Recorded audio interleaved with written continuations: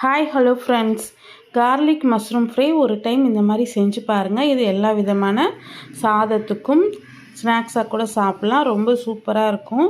செய்கிறது ரொம்பவே ஈஸி. நான் இது செய்கிறதுக்கு ஒரு 3 பாக்கெட் அளவு காளான் எடுத்திருக்கேன். அதை நல்லா க்ளீன் பண்ணி எடுத்து வச்சுருக்கேன்.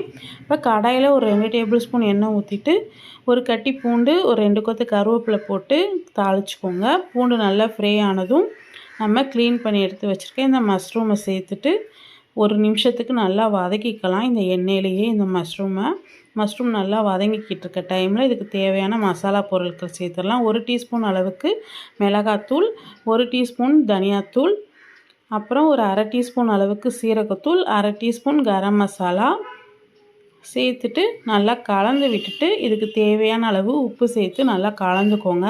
இது நல்லா தண்ணி விட்டு வரும். நம்ம மூடி போட்டு வேக வைக்க வேணாம், அதனால் மூடி போட்டால் இன்னும் தண்ணி விட்டுட்டே இருக்கும்.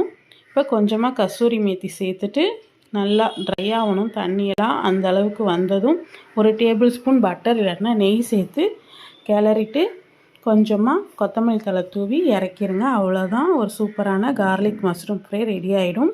உங்களுக்கு பிடிச்சிருந்தால் லைக் பண்ணி ஃபாலோ பண்ணிக்கோங்க. தேங்க்யூ.